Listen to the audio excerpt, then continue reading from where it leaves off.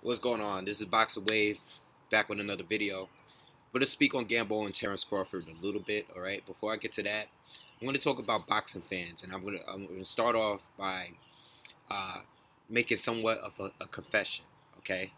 Of how I see fights in the past, and how I became a little emotionally attached to a certain fighter. Now, when I started doing the channel, alright, I did a prediction video on Zab Judah and Paulie Malignaggi, right? Now, I'm a fan of both fighters, okay? Uh, I like both fighters because they are New York-based fighters, okay?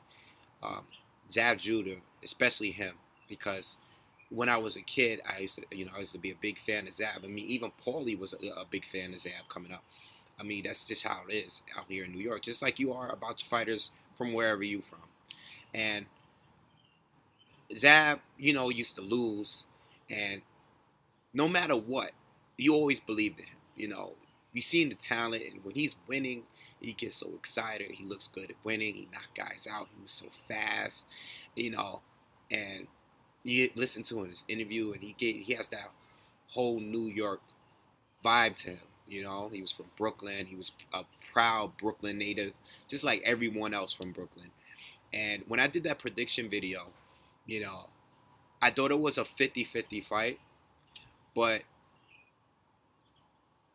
I slightly gave Zab Judah the win because I was more of a fan of his. Then we see them actually fight, and he gets destroyed, okay, by Paulie. Paulie dominated him for 12 rounds. The only round that I thought Zab won was the one round where he scored the flash knockdown in. And even that round, I thought Paulie won, okay? So, that's an example of a fighter that I'm emotionally attached to. You just want to see them win. And then when you hear them talk, even after a loss, and they come back and win, you hear them and you believe in them again. It's like I believed in him again, even with the loss to Danny Garcia. I believed that he still had it in him. And then I went to the fight with Paulie Malignaggi, and I'm like, what's going on here? Zab was fighting. It was a horrible fight for him. And Paulie Malignaggi was wearing a skirt, and it was all messed up. And, everyone was in the crowd was just upset, But anyway, moving on. There's fighters that you're emotionally attached to, and then there's fighters that you think are better than what they actually are. Even though you're seeing them with your own two eyes, you think they're better than what they are. Adrian Broner against Marcos Maidana, okay? Now, I've already seen Adrian Broner, and I said this on camera. I thought he lost the fight to Ponce de Leon, not Malignaggi, okay? I thought the Malignaggi fight was close. I thought it was very close based on how you're scoring the fight. The busier fighter versus the more efficient puncher. You could go back and forth with that. You could go same way with the Algieri and Provodnikov fight from recently, all right? You could go back and forth. But I thought Broner won that fight. But I thought he lost to Ponce de Leon 6-4, okay? Now, it wasn't a bad loss or anything like that. It was a close fight. But I still gave it to Ponce de Leon. Now, the problem with Adrian Broner is that we never see him have any kind of foot movement. It's very extremely flat-footed, and when he's on the back foot, he's not using any lateral movement at all. Okay, this guy goes straight back into the ropes.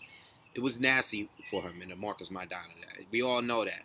But the thing about it is, a lot of people felt that Broner's skill set was so high that we just assumed he was going to make the adjustments against Marcos Maidana, and he didn't, okay? And he proved how one-dimensional he could really be, okay? So there's fighters that you could be emotionally attached to, and then there's fighters where you just think that they're willing to make the adjustment. Their skill set is so high already that you just pick them to win based on stuff that you haven't even seen them do yet in a ring, all right? And boxing fans can make that mistake. And I'm admitting that I made those mistakes those couple times. Now, moving on to the Gamboa Terence Crawford fight. I haven't done a prediction video because Gamboa is one of those fighters that I am both emotionally attached to, and I think he has skills that we haven't seen yet. Like, I believe there's something in my brain that tells me Gamboa this is gonna be the best Gamboa we're gonna ever see against Terence Crawford because of the level. Now, he hasn't looked great in his last performance. He's been inactive. Plus, he's been not looking that great. You know, he hasn't been looking that hot. All right. He's been getting dropped here and there. It's been flash knockdowns, but he's been getting dropped here and there. And, you know, he's just not, and he's going up there in age, you know. Now, we already know. We know about his background, you know. Tons of amateur fights, you know. Gold medals in the Olympics, okay. He's still undefeated, all right. Has had a pretty solid professional career. He has some good fights against some top fighters, and he's won. You know, he's got good knockout power, speed. You know, we know all his attributes already. All right, I've said here on video that one of my top fights that I said here on camera is that I want to see him fight Mikey Garcia, another fight that I really like. I wanted to say that's like my Floyd versus Pacquiao. Like, that's a fight that I've said out on camera that I want to see really, really bad. But then you have Terence Crawford. Terence Crawford, yeah, he's not one of my top favorite fighters. I want to say maybe he's a top 20 favorite fighter of mine. But his talent and his skill set is so high for a guy that hasn't fought nearly as long as Gamboa. He is one of those guys that I believe is just naturally gifted. Okay, he doesn't have to have all these gold medals in the Olympics and stuff like certain fighters do to say for me to realize how good this kid really is. This guy is the most well-rounded boxer, or one of the most well-rounded boxers I've seen in a long time. And I really believe that. I really think he's that good. Okay, he can fight orthodox style. He can fight southpaw for 12 rounds, and you would think that that is his natural style of fighting, his natural stance of fighting. You would really believe that. That's how good he fights both stances. He has power in both hands. He has speed. He has good defense. He has good lateral movement, okay? Ring generalship, everything.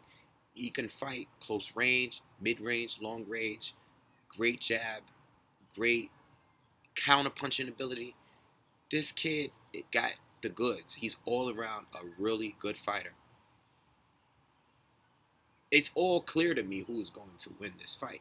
Most people think Terence Crawford is going to win anyway. But there's people like me, and I'm not saying anyone that thinks Gamboa is going to win is not because they're emotionally attached to him or anything like that. But there's some part of me that's saying Gamboa is not going to get... This fight is set up for Terence Crawford to look good against a good fighter, in my opinion. You know, I think Gamboa, stylistically, this is all Terence Crawford's. This is all, everything is made for him to win this fight. Even if Gamboa goes in and ambushes him. Terence Crawford, with his counterpunching abilities, and he can trade too, all right, should be able to drop him whenever that happens. That's what Gamboa doesn't want to do, is try to ambush him. But he doesn't really want to stand on the outside and outbox him neither. You know, especially with his short arms. You know, I think everything Gamboa is going into I think everything is going into Terence Crawford's favor. But I am sitting here watching tape of Gamboa fights that I've already seen, and I'm sitting here saying, nah, man, you know, Gamboa is not going to go out like that. Like, Terence Crawford has... This fight could be really competitive, or it could be a dominated performance by Terence Crawford. I think those are the only two options. Okay, Terence Crawford can either dominate him for 12 rounds or knock him out, or it could be a close fight and Terence Crawford will win by decision. You know, but there's no doubt in my mind that Terence Crawford should win this fight. But I'm watching and I'm thinking and I'm like, You know, Gamboa was so good that maybe there's something we haven't seen in him that we're going to see in this fight. Maybe there's a part of his skill set that maybe I'm making excuses for his performances of his last fights, and I'm saying to myself, well, maybe it's because of the level of competition. Maybe he was sleeping on him and not really taking him seriously. That's the reason why he didn't look that great against him. But when he fights Terence Crawford, or when he fought, if he had stepped up to fight Mikey Garcia, we would have saw a different Gamboa.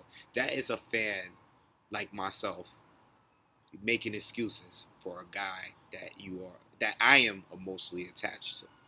All right, because it's clear to me who's gonna win this fight.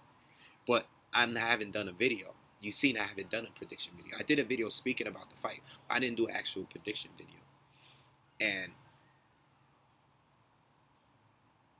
that's the reason why. Because I am now looking for a reason to say Gamboa will win this fight when I know Terence Crawford is the better out of the two. He is the better fighter, in my opinion. I mean, some of you are going to disagree with that, and that's fine. And you know what? If Gamboa, you know what? Whoever wins this fight, I just want it to be a good fight. If Terence Crawford wins this fight, I like him. I like the kid, you know. I would like him because I think he's the future of the sport. He's one of those few guys that I think will be the future of the sport. I think if I had to think of who, talent-wise, who will be the next big thing in this sport, he will probably be top three of those guys. Okay, but